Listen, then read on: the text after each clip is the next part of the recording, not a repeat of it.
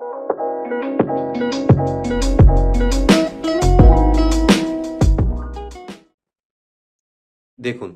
আজকে ভিডিওতে আমি ট্রান্সফরমারে আরো একটি প্রবলেম সলভ করব এবং এটি থেরেজার বইয়ের 32.6 নম্বর example.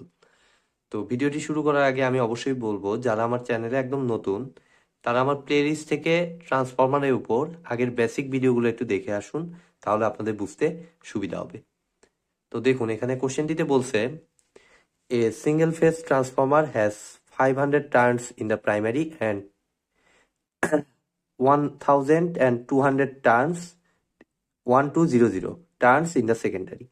The cross-sectional area of the core is 80 square centimeter. এটা শর্ট ফর্মে লেখা হয়েছে এস কিউব সেন্টিমিটার, মানে square centimetre. If the primary winding is connected to a 50 hertz supply at 500 volt, calculate। এক নম্বরে চাইছে হলো পিক ফ্লাক্স ডেন্সিটি, আর দুই নম্বরে চাইছে voltage induced in the secondary. তো আমরা যে কাজটা করব, আমাদের যে ডাটা দেয়া আছে সেই ডাটার হেল্প নিয়ে মানে ডাটাটাকে আগে আমরা তুলে নেব। আমাদের কি কি ডাটা দেয়া আছে দেখুন, 500টা টার্ন আছে প্রাইমারিতে, that means NP equal to আমি বলতে পারি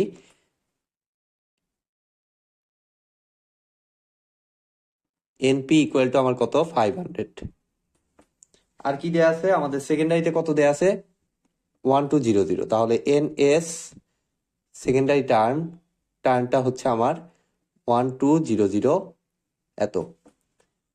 আর কি দেয়া আছে আমাদের ফ্রিকোয়েন্সিটা দেয়া আছে, ফ্রিকোয়েন্সি তো প্রাইমারি আর সেকেন্ডারিতে একই হবে, তো সেই ফ্রিকোয়েন্সিটা উল্লেখ করতেছি আমার কত 50 হার্টস। আর কি দেয়া আছে আমার 500 ভোল্টস, আর সেটা হচ্ছে প্রাইমারিতে, ঠিক আছে। অর্থাৎ ইপি ভোল্টেজটা, প্রাইমারিতে যে ভোল্টেজটা ইনডিউসড হয় সেই ভোল্টেজটা হচ্ছে আমার কত 500 ভোল্ট।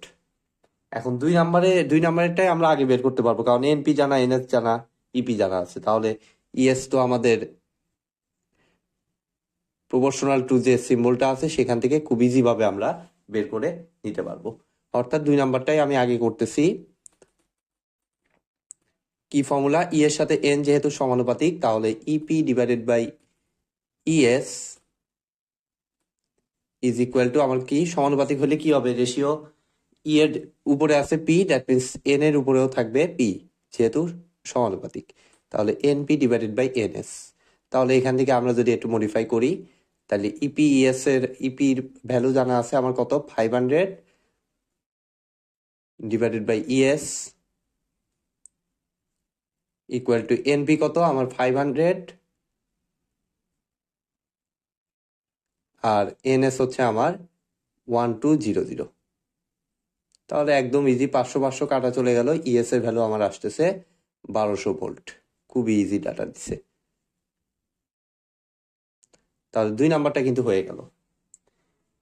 এবার আমার কি লাগবে, আমাদের এক নাম্বারটা বের করার জন্য পিক ফ্লাক্স ডেন্সিটি।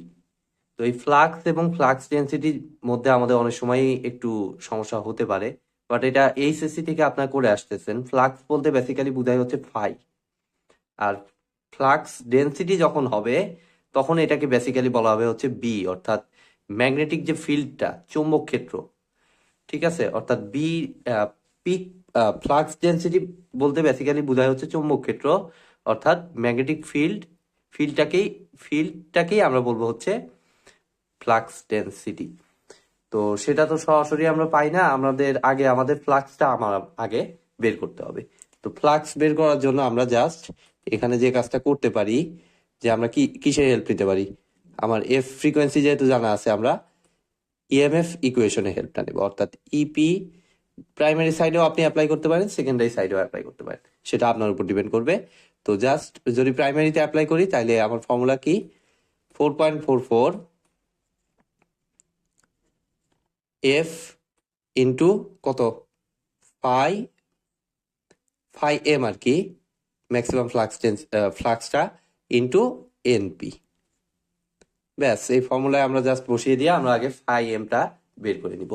তাহলে ইপির ভ্যালুটা বসাই, ইএস ইকুয়াল টু যদি অ্যাপ্লাই করেন তখন 4.44 এফ ইন্টু 5 ইন্টু এইখানে হবে এনএস। তো রেজাল্ট আলটিমেটলি একই থাকবে, কারণ এটা কনস্ট্যান্ট টার্ম, ঠিক আছে। তো ইপির ভ্যালু হচ্ছে আমার কত 500, তাহলে ইপির জায়গায় 500 বসাইলাম ইকুয়াল টু 4.44 ইন্টু ফ্রিকোয়েন্সি কত 50 ইন্টু আমার 5m, যেটা কিনা বের করতে হবে। আর এনপির ভ্যালু কত আমাদের, এনপির ভ্যালু হচ্ছে আমার 500ই। তাহলে 500 কাটা, তাহলে 5m এর ভ্যালুটা দেখুন। এখন যদি আমি হিসাব করি, আমি ক্যালকুলেটার সাহায্য নিচ্ছি, জাস্ট এই পুরোটুকু ওই সাইডে চলে যাবে। তাহলে 1 ডিভাইডেড বাই 4.44 ডিভাইডেড বাই 50, 1/222, অনেক ছোট মান। আচ্ছা, আমরা জাস্ট এটাই নিচ্ছি। 5m ইকুয়াল টু আমার আসতেছে 1 ডিভাইডেড বাই 222, এভাবেই লিখলাম। আর ফাইয়ের একক হচ্ছে ওয়েবার। তো আমার তো ফাই দিয়ে আমার কাজ হবে না, আমার লাগবে হলো ম্যাক্সিমাম পিক ফ্লাক্স ডেন্সিটি, অর্থাৎ আমার বিএমটা লাগবে। তো ফাই এর সাথে বি এর সম্পর্কটা কি সেটা অ্যাপ্লাই করলে আমার কিন্তু কাজ হয়ে যাবে। অর্থাৎ ফাই এর সাথে বি এর যে সম্পর্কটা সেটা হচ্ছে, আমরা সবাই জানি এইচএসসি থেকে আমরা করে আসতেছি phi equal to a b. ঠিক আছে, এ দ্বারা আমার যে ক্ষেত্রফলটা, প্রস্থচ্ছেদের যে ক্ষেত্রফল, এবং বি দ্বারা হচ্ছে বেসিক্যালি এই পিক ফ্লাক্স ডেন্সিটি। অর্থাৎ ফাই এম কে জাস্ট আমরা ভেঙে লিখব এ ইন্টু কত বি, তাহলে বি এম ইকুয়াল টু, তাহলে আমার ফাই এম এর জায়গায় এটা লিখলাম, আর এইখানে যা আছে তাই 1/222। এখন আমার কি লাগবে, আমার কিন্তু এবার এ এর ভ্যালু লাগবে। তো এ এর ভ্যালু কিন্তু এখানে দেয়া আছে, আমি যদিও এখানে লিখতে ভুলে গেছি, এটা আমি এই সাইডে লিখে ফেলি। এ ইকুয়াল টু 80 স্কোয়ার সেন্টিমিটার, এই যে এখানে, তাহলে 80 সেন্টিমিটার স্কোয়ার। ঠিক আছে, বাট সেন্টিমিটার স্কোয়ার তো এসআই ইউনিট না, তাহলে এসআই ইউনিটে কনভার্ট করতে হলে সেন্টিমিটার থেকে সেন্টিমিটার স্কোয়ারকে মিটার স্কোয়ার বানাতে হবে। তাহলে সেটা কি করে করতে পারি, আমরা জাস্ট এটাকে 10⁻⁴ দ্বারা গুণ করে দিব, এত মিটার স্কোয়ার হয়ে গেল। ঠিক আছে, তাইলে এখন এর জায়গায় জাস্ট এটা বসাবো, 80 into 10⁻⁴ into bm is equal to 1 divided by 222 বসিয়ে দিলাম। এবার জাস্ট বিএম এর ভ্যালুটা দেখবো আমাদের কত আসে।